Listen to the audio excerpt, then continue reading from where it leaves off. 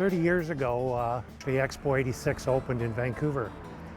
And one of the original pavilions, in fact, the most popular pavilion, was the FolkLife exhibit. And that showcased Canadian culture, arts, food, music, etc. After Expo shut down, all the pavilions were either closed, dismantled, or destroyed, except for one. FolkLife was stored in a farmer's field in Delta until a local developer on Gabriola, Steve Wolben, saw it and decided it would make a wonderful community center, market, commercial hub for Gabriola Island. So he brought it over here, cleared the spot behind me that you can see, was at that time simply bush and swamp. This was cleared and FolkLife was established, and it essentially transformed life on Gabriola. The building suits Gabriola well.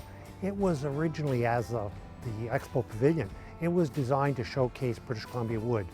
The timbers in the structure are old growth fir that were selected across BC.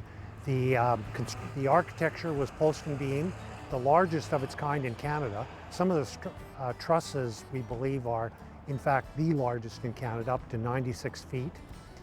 So it really represents a unique form of architecture that is a little bit of all of British Columbia. The Gabriola Museum, the Chamber of Commerce, and FolkLife Management worked together to create a historic plaque, and it's sitting in front of what was then the Great Hall, which is sort of the center plaza of FolkLife directly behind me. And we put that up so that visitors and local residents can appreciate what the origin of FolkLife is.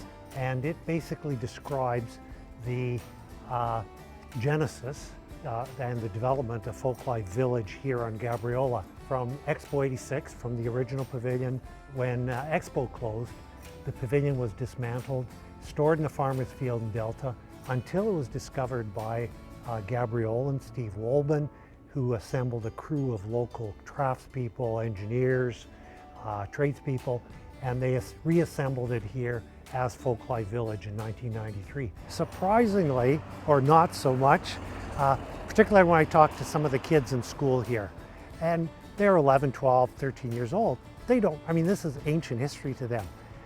For a 35-year-old with kids in the school, they were 5 years old at Expo, and many of them don't appreciate or realize that this was one of the original pavilions.